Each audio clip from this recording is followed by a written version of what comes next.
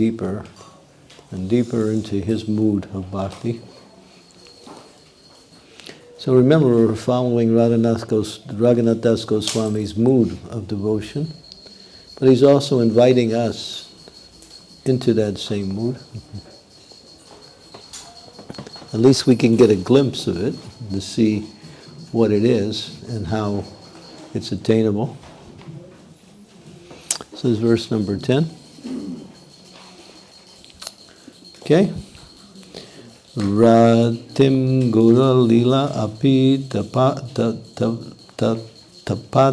Sundare Kiranai. Ratim Gura Lila Api Tapati Sundara Kirtananai. Sachi Lakshmi Satya Paribhavati Sabhagya Valanai.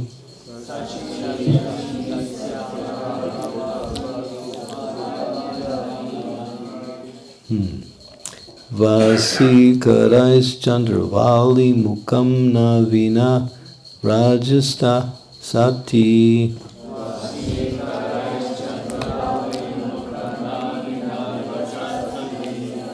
Shipata Aras Yatam Haridaitya Radam Bhajan Manaha.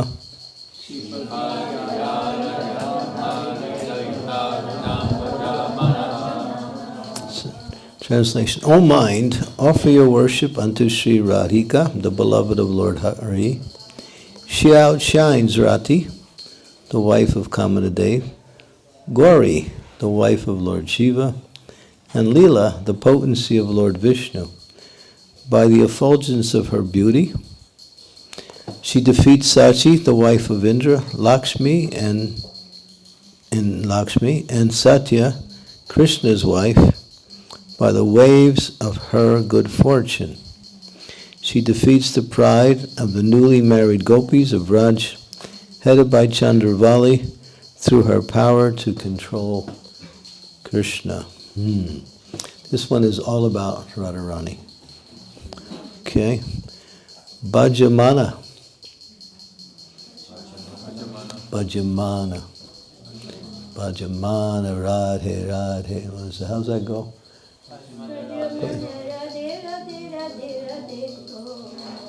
Bhajamana Bhajamana.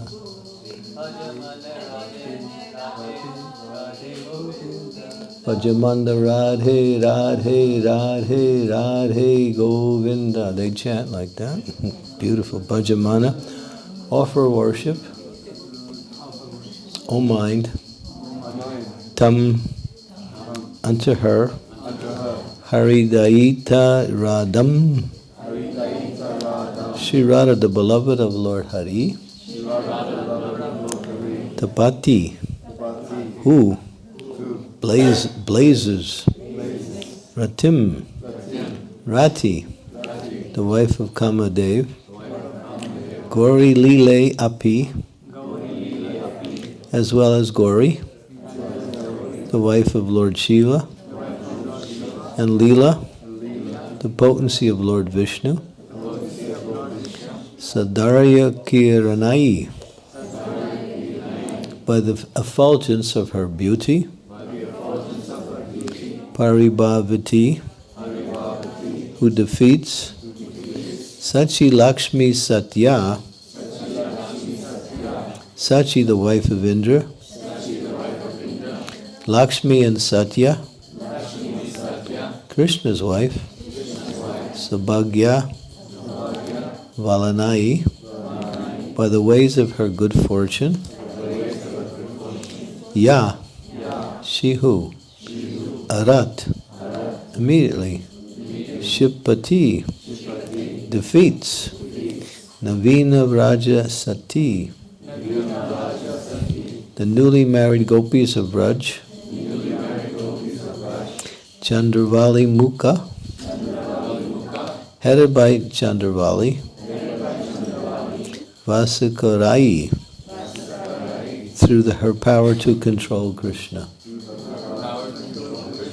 Okay, so this whole verse is simply a glorification of Srimati Radharani. O mind, Offer your worship unto Sri Radhika, the beloved of Hari. She outshines Rati, the wife of Kamadev. Gauri, the wife of Lord Shiva. And Leela, the potency of Lord Vishnu. By the effulgence of her beauty, she defeats Sachi, the wife of Indra. Lakshmi and Satya, Krishna's wife, by the ways of her good fortune. She defeats the pride of the newly married gopis, gopis of Raj, headed by Candramauli, through her power to control Krishna. So this whole verse is simply a glorification of the qualities of Radharani. It's also mentioned there are 25 qualities, but this is just a synopsis. She has unlimited qualities, but these 25 are mentioned in the Shastras, especially in Chaitanya Charitamrita. They're mentioned.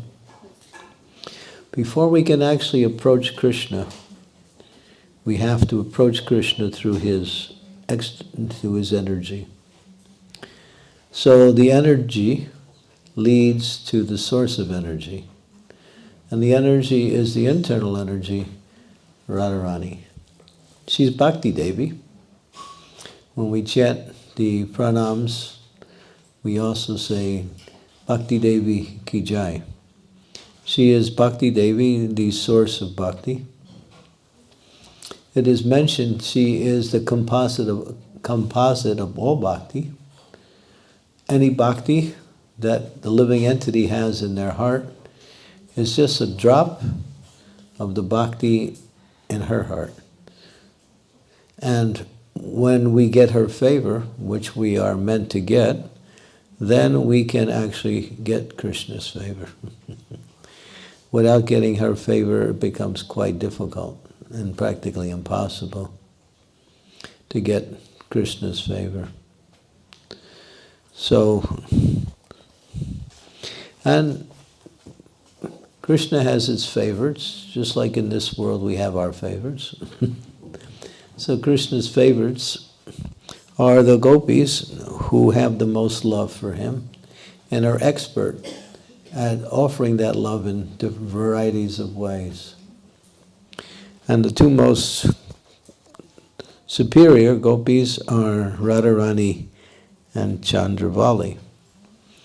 As we mentioned, Candramauli heads her own group of right-wing gopis who are very passive and very obedient to Krishna. And then Radharani, she more or less leads another group of gopis. There are unlimited gopis, and there are groups within the groups within the groups. And if you read Ujjvala Nilamani and other works by Rupa Goswami, they give more details of the intricacies of the residents of Vrindavan, how it's so variegated. It'll make the variety in this world look like something monolithic or just. So there is so much variety. So within the groups, there are groups and more groups. And each one has their service in relationship to Radha and Krishna.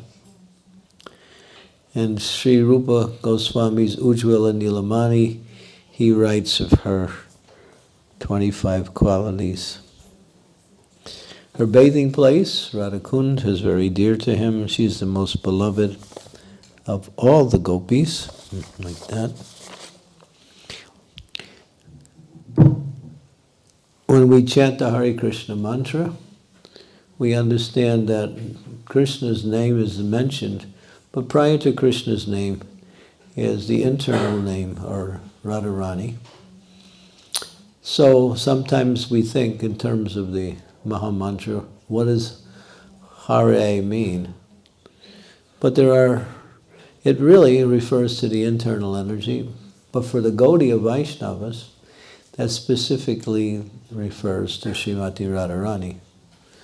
So there are many who understand that the whole mantra is actually a worship of Krishna in Vrindavan along with his internal energy, Radharani. So it's Hare Radha Krishna, Krishna Krishna, Radha Radha, Radha Raman, Radha Raman, Raman Raman, Radha Radha. Don't chant that. But it's there. But those who have Aishwarya Bhav, they see the name Hare as being Sita or a energy of the Lord, because Radharani expands. She is the source of all female personalities in all of the different categories, which means the Lakshmis, the Gopis of Vrindavan, the Lakshmis of Vaikuntha, and the queens of Vrindavan. So she expands into because her service to Krishna is not limited to herself. She wants to provide. Krishna has an unlimited desire to enjoy. Where do we get this desire to enjoy? From Krishna. We relegate our enjoyment thinking that we can enjoy this way or that way. But actually the nature of enjoyment is the nature of the soul. To always be in the mood of enjoying is the nature of the soul. To always be happy, to always be experiencing transcendental happiness, not in one way or another, but in varieties of ways, so many different ways. So this world, we see there is so much variegatedness in individuals and activities and places, and variegatedness is actually, they say variety is they call it the spice of life. Without variety, life becomes unlivable. And it's also a feature of enjoyment, because as we experience variety, that variety creates enjoyment just by being in something that is new, something that is different. But when it's done in the spiritual realm, everything is always in the mood of what we say, pure love. Not something that is contaminated by personal interests. Personal interests are not there in the spiritual world. The interest is the object of devotion. What does that mean? That wherever you're serving, you're only thinking how to give that personality pleasure, that's all. You don't care even if it causes you inconvenience. There's a story where Radharani will see that Krishna has a strong desire to be with a particular gopi. But Radharani knows that gopi is not so developed in the art of love as she is, and therefore she wants Krishna to have the best. So she'll go and she'll talk to that gopi and teach that gopi some intricacies about Krishna, which will help that gopi enjoy with Krishna and give Krishna greater pleasure. So in that sense, she puts herself in a lesser position just to give Krishna pleasure. So that's her. But sometimes, as we mentioned, she wants Krishna for herself. Hare Krishna. But that's not selfish, because Krishna, it says no one, as it says in his verse, no one can compare to Radharani's love for Krishna. Therefore, Krishna always prefers Radharani. But still, he reciprocates with others, because that is his. You might say, almost like a duty. If someone loves you, it's natural you want to reciprocate with them. So that comes from Krishna also. Yeah. So, and being absorbed in that, that's mentioned in the Bhagavad Gita. What is the meditation of a devotee? Manmana bhava madbhakto, mam yuji mam namaskuru. Yeah. 2 verses, it's not mentioned once, it's mentioned in 2 different chapters in the Bhagavad Gita. The same 2 lines at the beginning. Always think of me, Krishna says. Become my devotee, that means perform spiritual activities. Worship me, find different ways to glorify, and also offer your obeisances. These are the 4 key activities of the Vaishnavas. And each one has varieties within it, such as worship. We can worship in so many different ways. But the focus is always the divine couple, like that. So as we mentioned, we're looking at the deities, we're seeing beautiful Radha and Krishna on the altar, and we're getting charmed. But how do we approach them? They are not approachable in the mood of Vrindavan until we have attained that consciousness of Vrindavan. So they are approachable in the mood of Vaikuntha, which is awe and reverence. Yeah. Prabhupada said, don't try to jump on the back of the deity. But in the spiritual world, Krishna's friends do that. They jump on his back. They also take away his lunch. They say, you're not so important. But they also play, they play with Krishna in different ways. And the gopis also do that. Sometimes they call Krishna different names that are kind of like, we'll say, you're always hanging around with your buffoon friends and talking all nonsense. That means the cowherd boys. Because the cowherd boys talk a lot of nonsense. And they joke, and they run, they play games. And they do they invent new games also. That's mentioned. Every day they come up with a new game to play. And they get more time with Krishna than the gopis, so the gopis get a little bit upset about that. Because Krishna is out there with the cows, and when he's with the cows, he's with the cowherd boys. But they get their time, but selected. Okay. So becoming a devotee of Radha and Krishna means becoming a devotee of Lord Chaitanya. We cannot approach Radha and Krishna, especially in this age, without the mercy and the worship of Lord Chaitanya.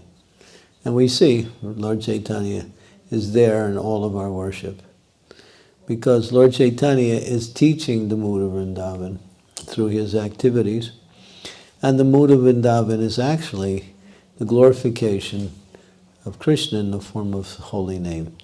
Golokera, Premadan, Harinam, Sankirtan, Ratinjan, Milo, Keni, Upai. So that is the mood of Vrindavan, which is being taught by Lord Chaitanya. Chant Hare Krishna.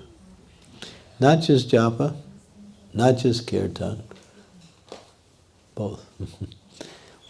Kirtan kind of takes us up really fast into the transcendental mood and gives great happiness, because it's sung and it's done with so many living entities glorifying simultaneously.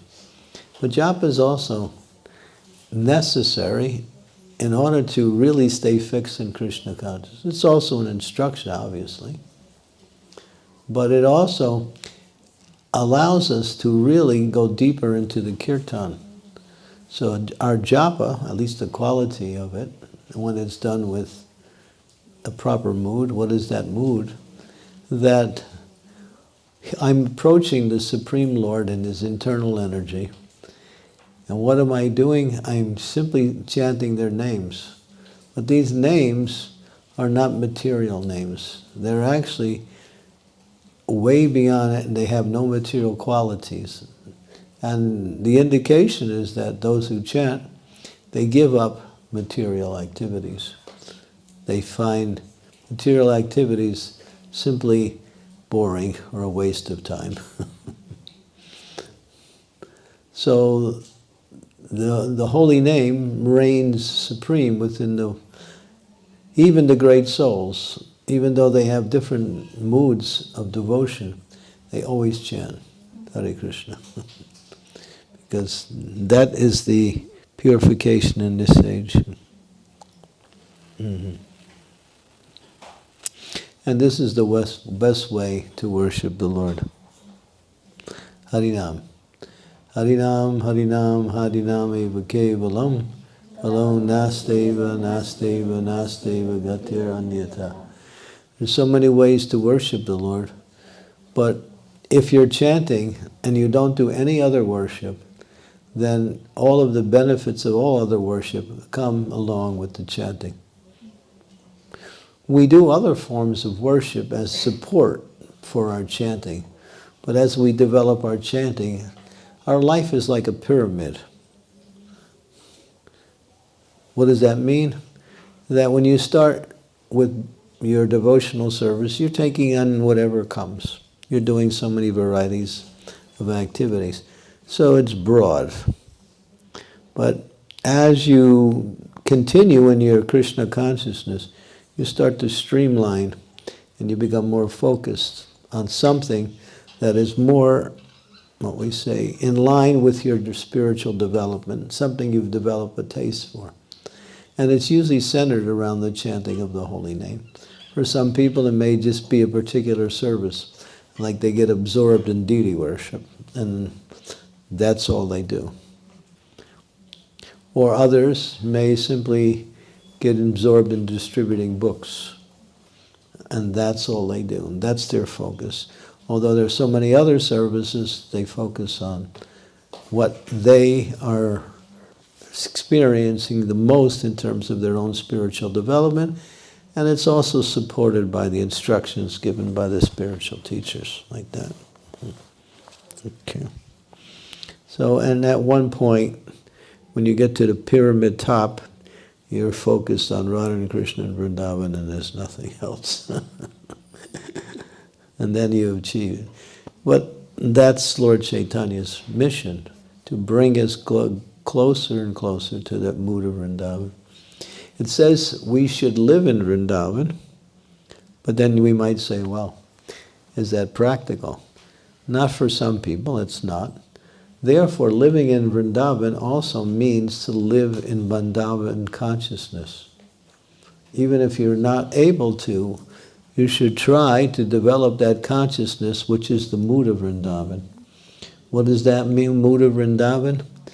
That one serves the Supreme Lord without any personal motivation. One doesn't even want to go back to the spiritual world. Right, Mukunda? Haribo? Yeah. I was just remembering your test. What do you want out of the four? You want to go back to Godhead? You want to stay here? You want to stay in New Mayapur forever?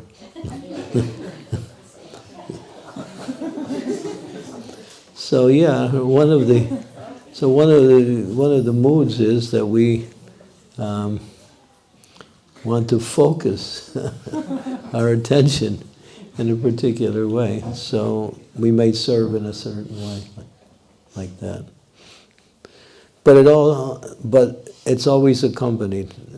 I remember, because it says in the Shastras that you can become perfect by developing perfection in one of the 9 processes of bhakti.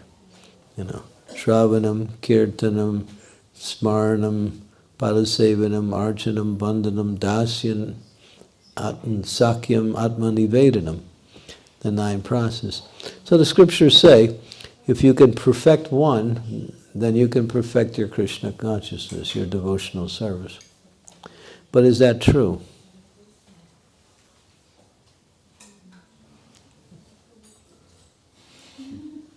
No response.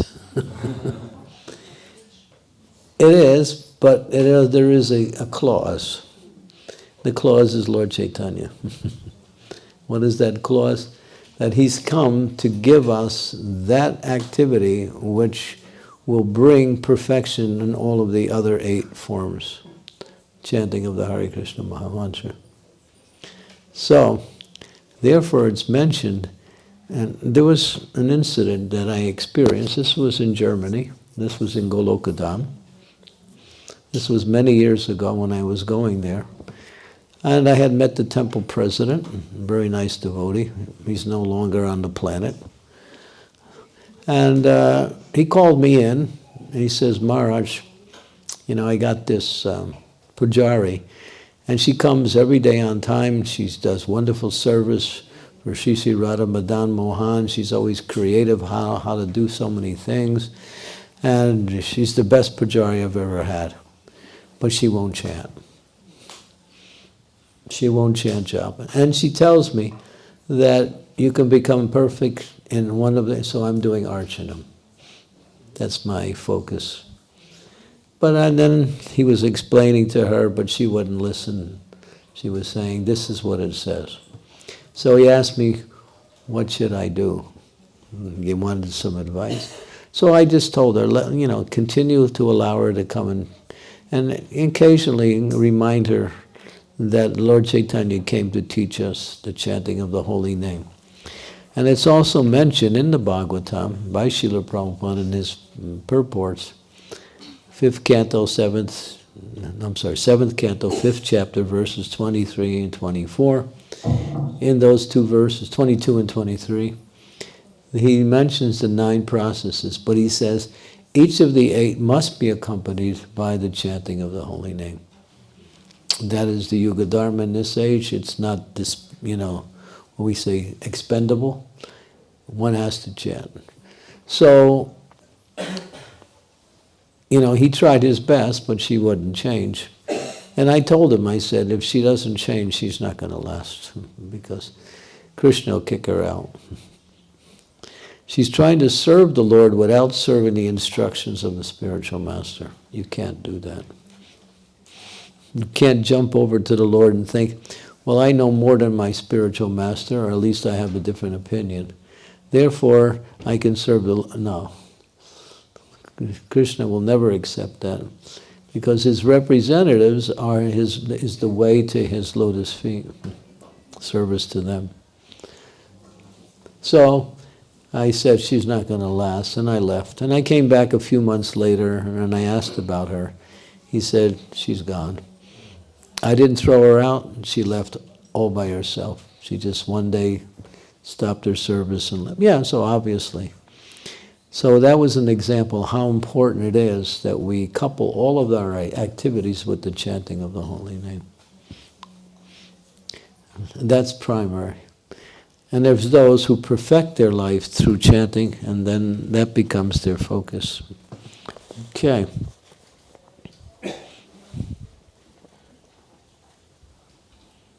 Raghunath Das Goswami. He used to perform 2,000 everyday obeisances to the Lord. 1,000 obeisances to the devotees, 1,000 obeisances to the Lord every day. Like that. So what does that say? We have to perform some austerity. That means giving up certain activities which take away our devotional service. Recommended restrictions. So just like we had the initiation ceremony. So no illicit sex, no intoxication, no meat eating, no gambling. So these are called austerities.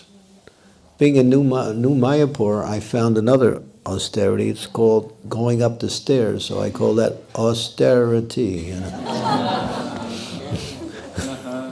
That's my austerity.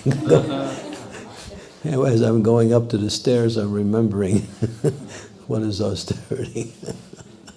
So anyway, that's another story. Anyway. So the point is, these restrictions help us to disentangle ourselves from any activity which will be contrary to our spiritual life. So these are sinful activities. They must be stopped. And these are the things that people in the material world find pleasure in.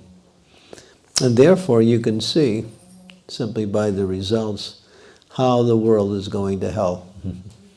because people have no regards to what is right or wrong in terms of what they like and don't like.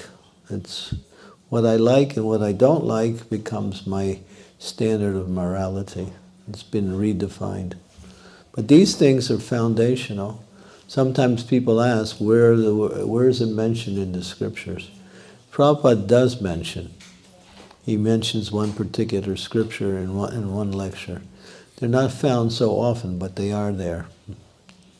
But these are the foundations by which all sinful activities are built upon, these four. So if you can follow these four, you can be free from all sinful activities. So that austerity is necessary in order for us to approach the holy name like that.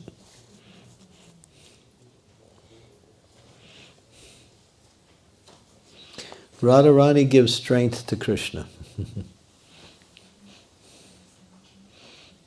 Does Krishna need strength? He's the source of strength. But there's another type of element which is called the strength of love. So he's perfect in all. But it's mentioned that Radharani is together with Krishna, and then Krishna looks at Radha, and he sees how beautiful she is, and then he becomes happy seeing her beauty.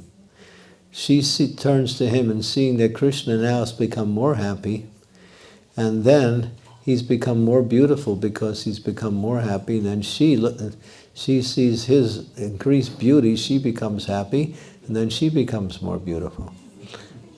Because the more happy you are, even if you're ugly, if you're happy, it's not so bad.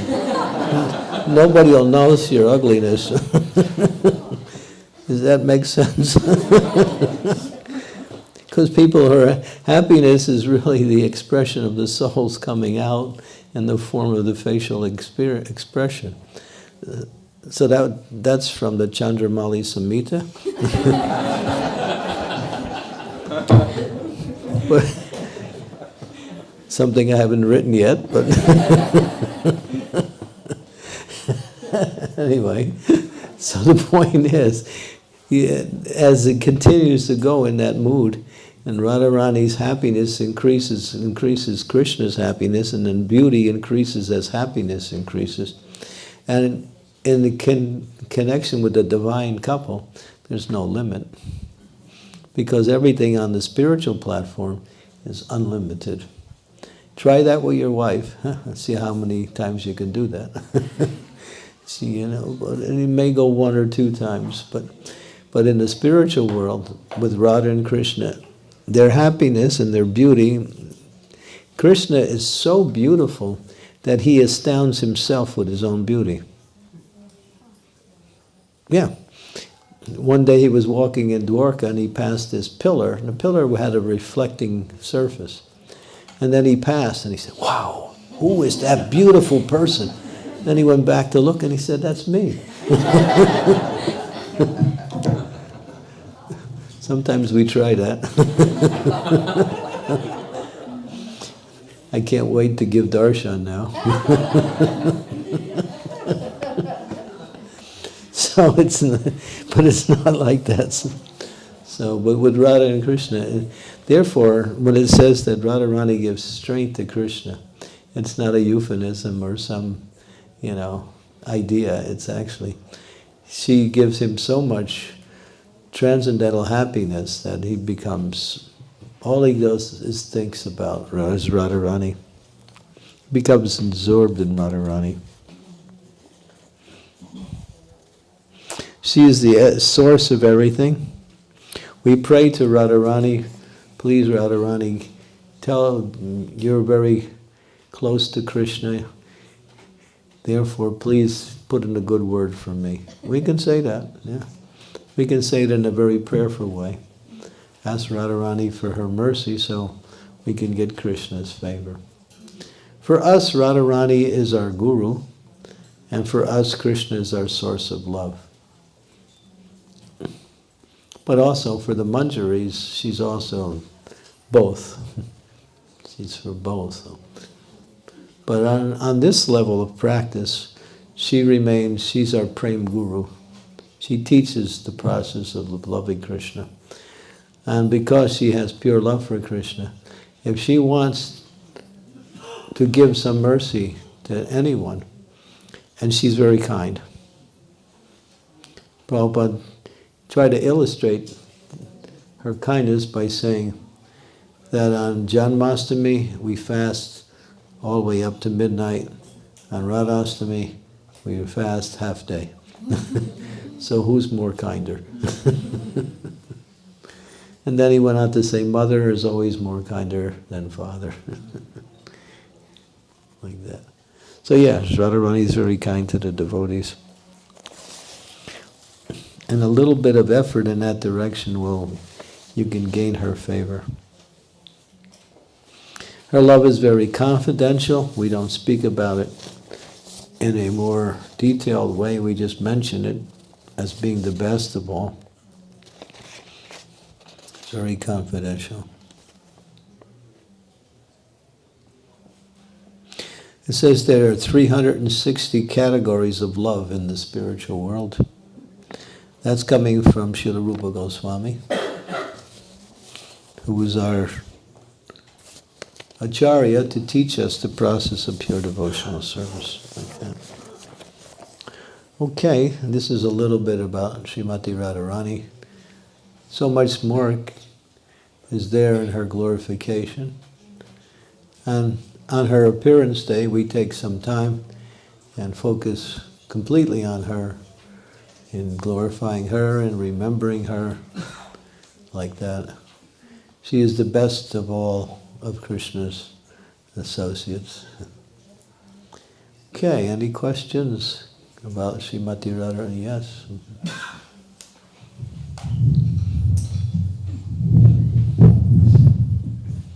I just wanted to mention something. That today is, according to our calendar, it's Appearance Day of Radhakund. Today? Yeah, according to our calendar, it's Appearance Day of Radhakund. So Oh. interesting. Yeah, thank you for that. Yeah, wow. Yeah. Good.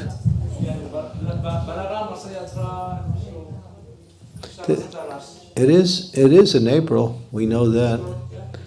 So today is the actual day. That means the day of Bahulastami also. Yeah. So we may not be able to go to Radhakund, but we can bathe in the Kund in the mind. There is Manasi Bhakti, focusing your mind on the activities of devotional service and become absorbed in that. And then you can actually enter into that same activity in the mind. Because actually everything starts in the mind. Whatever the body is doing is inspired by the mind. So we can focus.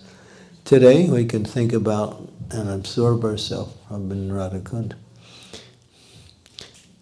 And we can also experience, and when that meditation becomes consistent, some of the mercy coming from that meditation, or that kun, yeah. Yes, Prabhu. But it's not directly related to Radharani, but it's a more general question. Okay. Thank you for a wonderful class, Maharaj. So my question is, in regards to the Swarup, the eternal identity of the soul, is it the right understanding that is fixed and we discover it, or is that something that comes by our aspiration to be in a particular rasa? It is fixed, but if you aspire in a certain way, then even if that's not your particular fixed rasa, that aspiration, when it's done according to the principles of Raganuga sadhana, because one of the principles of Raganuga sadhana is to focus on an eternal resident of Vrindavan, hear about that resident, glorify that resident, learn the mood of that resident, and if that is not your eternal Swarup, then that resident will guide you towards. That's how it's explained. But that's also part of the sadhana is to focus on an eternal resident. Thank you. Okay. Yeah. Yes, John. Can we turn that thing off until you get it there? Yeah. Sounds like Indra's trying to get in. Maybe he wants to come and be part of the class. Okay, now you got to turn it back on again. Hold it down. Hold it down. Hare Krishna Maharaj, please accept my humble obeisance. Hare Krishna. Thanks for the wonderful class. Is there a point at which we can expect to be achieving that type of elevated consciousness? Is there signs that we can look out for? As you move into that, yeah, you start losing your attraction to the material world. Many people have come and said, since I've been practicing devotional service, the things that I used to do are losing, I don't have any taste for them anymore. I still have to do them because they're my obligations, but there's nothing to them anymore. People in the material world, they put all of their attention on whatever they do to get some kind of pleasure, some success out of that. But as you move into Krishna consciousness, you start doing those activities simply as a duty and not so much as an object of enjoyment or a success. So that's a good indication. The second thing is you're starting to develop those qualities that are mentioned as being the qualities of a Vaishnava. In the Bhagavatam, it mentions there are 26 qualities of a Vaishnava. So you can do a little check and see, how much you're developing those qualities. And the more you're developing that, that's an indication you're making nice advancement. These two things. Rishabh, you had a question? Is that okay, John? Yeah, that's perfect. Thank you. Okay.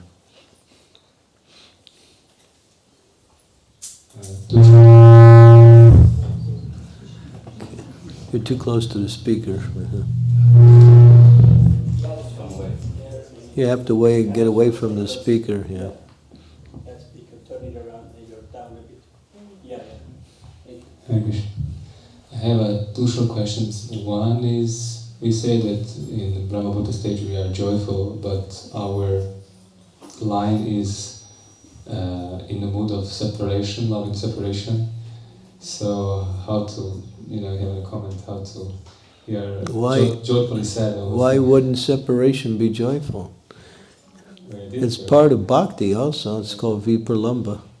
It's expression of happiness in the mood of longing.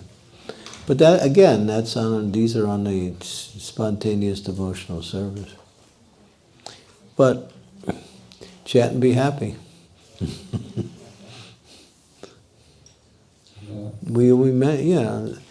The happiness is the constitutional nature of the living entity.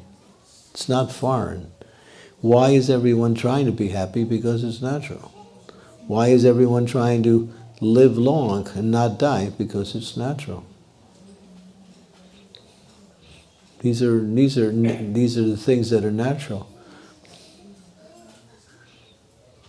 So love takes different moods.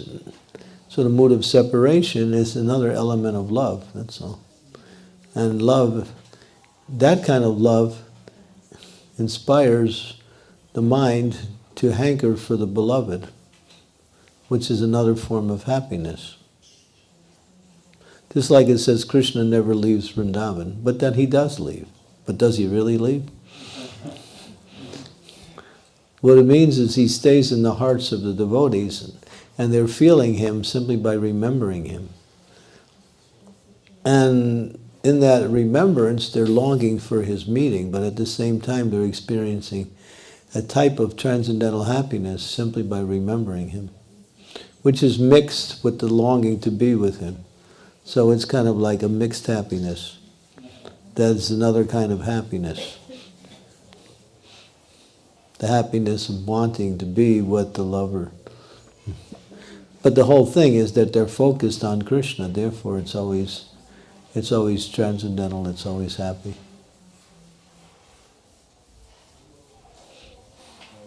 One more thing about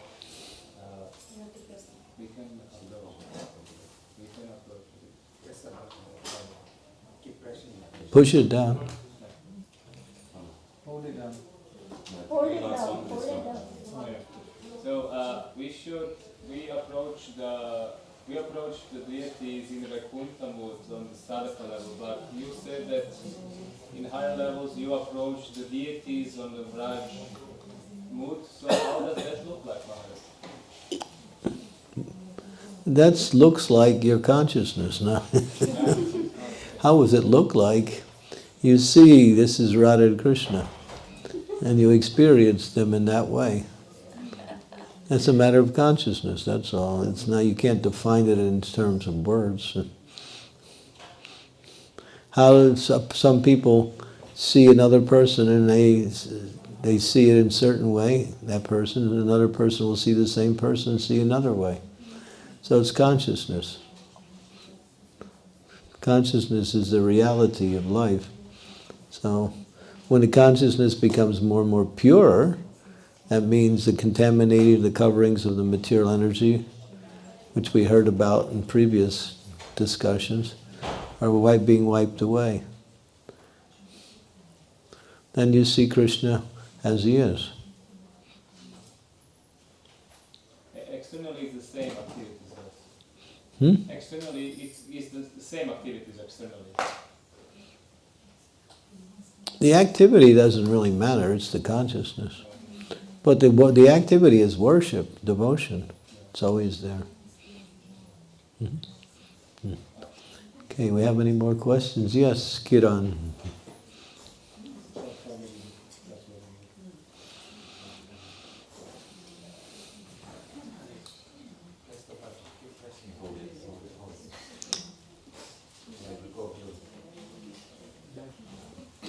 Hare Krishna.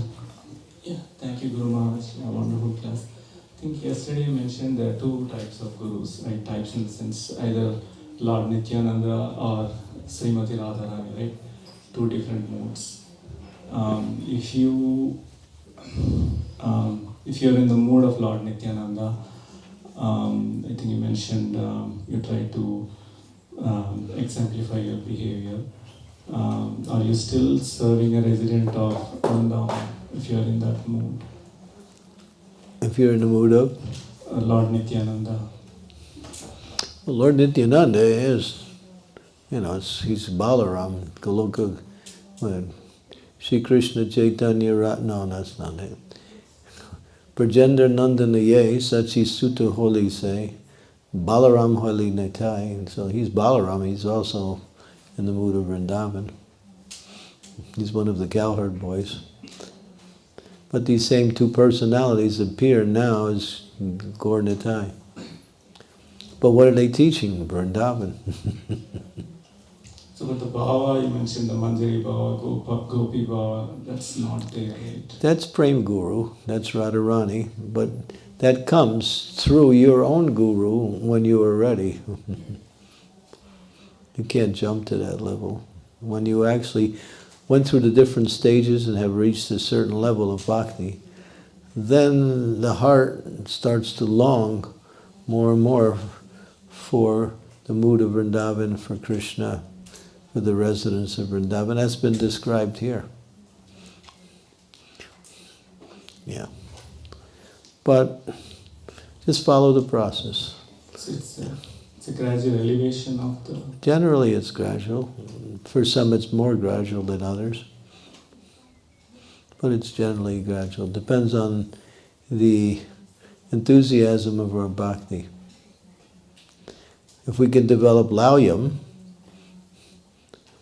which is greed for Krishna, you see greedy people who are greedy for something in the material world, they're focused on that. Because that's all they want.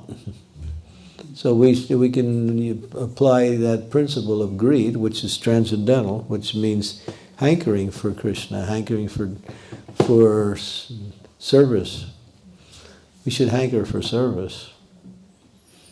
That's also the Vrindavan, to serve. Thank you. Thank you. Mm-hmm. Uh-oh. Uh-oh, I'm in trouble. I'm going to call my lawyer now. Okay, our next questionnaire is, which question am I going to get?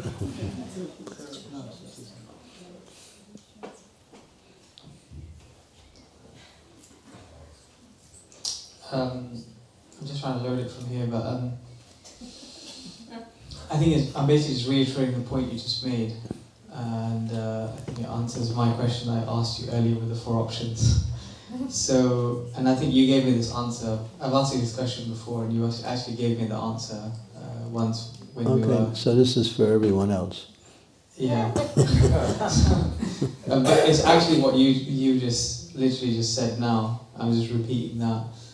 So you had actually quoted the exact verse and lecture that Prabhupada had actually said this. And basically Prabhupada quotes Narottam Das Thakur. And when this song by Narottam Das Thakur, and it goes, "My dear Lord, let me be engaged in your transcendental loving service as indicated by the previous acharyas, and let me live in the association of pure devotees. That is my desire life after life." In other words, a devotee does not care much whether or not he is liberated. He is only eager for devotional service. Mm. So, yeah, so we heard from Bhuta Bhavana, he was quoting that liberation is like the tigress that devours one's bhakti. Sometimes we pray to the Lord, "My dear Lord, I'm suffering in this material world." So help me get free from my suffering. You're asking for liberation in the form of asking in that way. When you ask for service, then you're asking for bhakti. Or something about serving. It's all about service. But when you're asking for relief from material sufferings, you're really praying for liberation.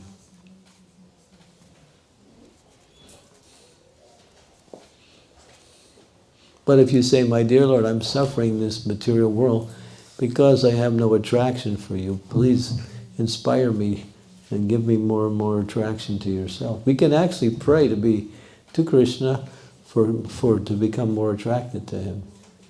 We can do that, and he will help you also. He'll answer that prayer. Okay, how are we doing on time? 8 minutes. 8 more minutes? Okay. So anyone else? Oh yes, Sri Devi. Guru Maharaj, thank you again for this very nice presentation. As you were speaking about reflecting more and more on the residents of Vrindavan, the land of Vrindavan, the devotees on this planet, and as we have been told to do, I was wondering how we can really be grave and go deep into that mood rather than taking it, cheaply like Sahajiya. Oh, today I was thinking of Radharani and the Gopis.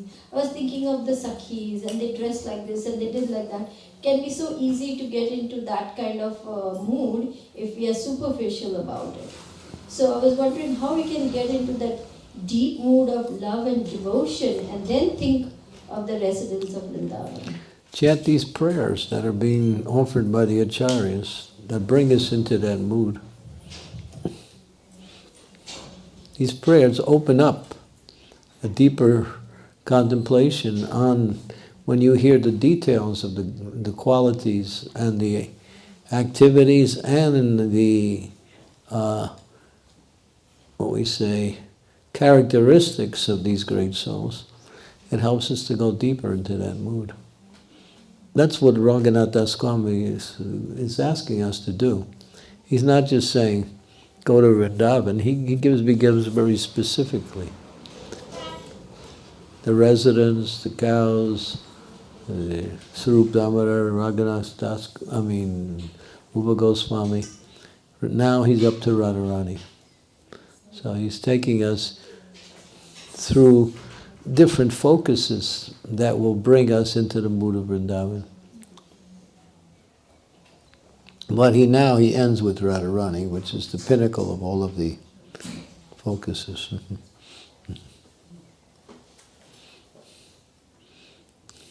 So offering prayers and reading the prayers of the acharyas will help bring about that mood. And thinking about what you read also. Don't just read it and then think, I read it. Just think about what you're reading also. Yes, Leela. Regarding the explanation that you gave about, the devotee who was serving the deities lost interest in chanting the holy name, is it due to offenses to the deities or the devotees? The people lose interest in chanting the holy name, and Can be. Is there a way to revive it? It can be one of the reasons why we lose taste for the chanting. Because Krishna's holy name is Krishna. If you're offending his devotees, you think he's going to give you the mercy? That's the fastest way to lose mercy, is to offend Vaishnavas. So, the devotees are dear to Krishna. Very dear to Krishna. Even Krishna says the devotees are more dear to me than I am to myself. To become a devotee, when someone said to Prabhupada, you are the best devotee. Prabhupada said, oh, devotee, that's very high. He was saying, we use the word quite, loosely, but to become a devotee is not just, chanting Hare Krishna and being in. We have to come to the point of surrender, then you're a devotee. Yeah. So that's one of the ways to lose the attraction for chanting is offenses, And if you're chanting the holy name with offense, unfortunately I meet people who were chanting for so many years but gave up chanting, saying, I'm not getting any taste from it, so why should I chant? I've been trying to get a taste, but no taste comes. But Prabhupada says, even if there's no taste, keep chanting, but at the same time, go introspective and try to see what is blocking your progress in spiritual life. And Rupa Goswami gives you the list: Atyahara, Prajalpa, Niyamagraha, Prayasa, Lauyam, Janasanga. He tells you these 6 categories are the main reasons why your bhakti goes down.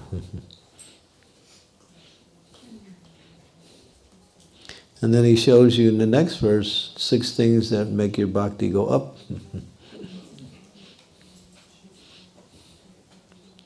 You'll see that in the Shastras. Shastras always start off telling you what you shouldn't be doing. And then when you understand that, then they give you, what you should be doing. Or how you should be doing what you're doing. Yeah. Like that. Yes, Vrindavan Nath Prabhu.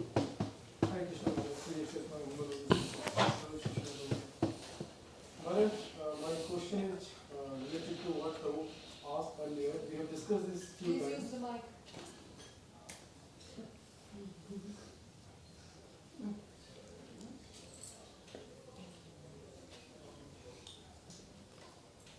Although we have discussed this,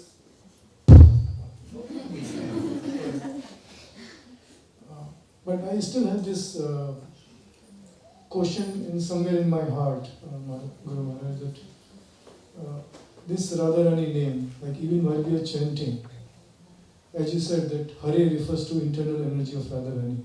It's just a synonyms of Radha name. Right? So we consider Radharani as our eternal mother. And Prabhupada mentioned like many things in conflicting way because of time, places and circumstances. Right. Like even Radha Kund is now. He mentioned because people were jumping, taking wrong impression of Radha Kund. That's why he stopped. Right.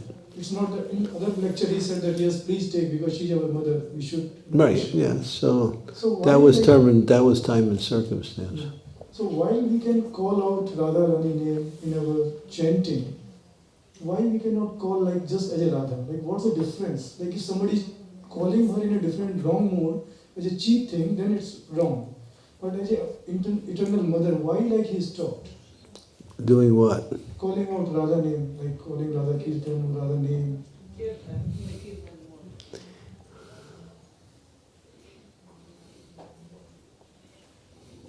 Who wants to answer that? Vishnu Priya, you want to take on that one? No? Nitya Kishori? Why don't we chant Radharani's name? Why is Prabhupada restricting us? What is it about Ra? Yeah. What is it? You will need... Yeah. Because, yeah, we have it, she should not be taken cheaply. Yeah. Because we don't know what can I say something? Yeah. I'm sorry. No, I didn't mean to interrupt you. You're okay. I don't know, maybe a little bold what I'm going to say, but because in Kali Yuga we don't have an idea or any clue of what it means to be a mother or a woman. Because we are so polluted and so contaminated that this. Well, that's true also. At least to some degree, it's true. Yeah. So we can but mistake. we I think I gave an example with Sukadeva Goswami. He didn't speak Radharani's name because he was in the presence of so many other sadhus who wouldn't understand or appreciate Radharani. Could we really understand and appreciate her? We may be able to appreciate what we hear about her. She's way beyond. She's way beyond. Can't even begin to understand. You can read the books of the Acharyas and get an insight of what the nature of Radharani is. Rupa Goswami's, Raghunath Goswami, they speak about her and their service to her. But to put it out in a kirtan, it becomes, in other words, we're using Radharani we're trying to glorify Radharani, but it's not, because we don't really know how to glorify Radharani. The Acharyas just don't allow that to happen. We take it cheaply. I mean, how many times do you get to see Radharani's lotus feet? Once a year. And even some temples restrict that too. They don't even do it once a year. Oh. She's way beyond anything that we can imagine in terms of her bhakti. Even Krishna can't figure her out. Think about that one. He knows everything. I want to say something. One second, I just wanted to say something. I think my feeling is that Prabhupada stopped the kirtan because they did it in the same approach than to bath in Arakund. Right. Do that in the same mindset. Yeah, we take a mantra and we make a song out of it, and then we make it in such a way that it's very pleasingly melodious. So we're using Radharani's name in that way. Prabhupada didn't want it. It's just the Shastras say, chant Krishna's name. If you want to chant Radharani's name, we chant it as Hare, which is the energy. We don't approach her directly and chant Radha.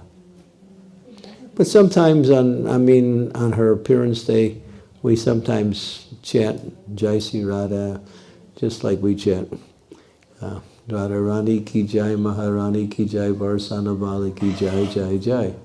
We chant that sometimes. What is that song to Radharani in the scriptures? Radhe Jaya Jaya Madhava Daite Gokula Taruni Mandala Mahite Radhe Jaya Jaya Ma. So sometimes we chant like that. That's nothing wrong with that. But that's done by Rupa Goswami. He composed that prayer.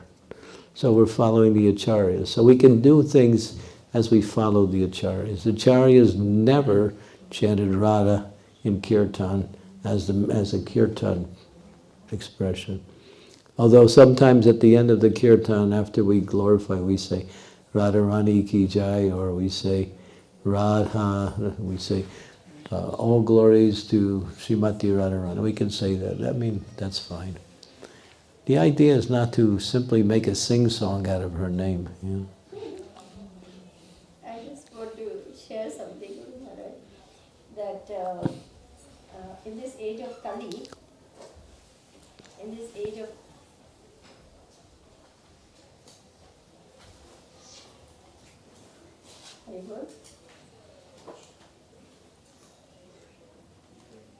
Hare Krishna. I can hear you. I'll repeat the question. Go ahead. Okay. No, it's not so much a question, it's just because I know Vrindavanath's mood. So I was thinking that Lord Chaitanya is coming with the mood of Radharani. And in this age of Kali, we have been given Lord Chaitanya's mercy. So calling out to Lord Chaitanya is just like calling out to Radharani, according to me. Because he has that same compassionate, kind, loving mood that she has. Right. That's and he's exactly. so forgiving. He's so compassionate. And so makes things so easily available. Right. That's just my observation. Yeah, that's a nice point. Thank you. Yeah. That should be understood. Glorify Lord Chaitanya.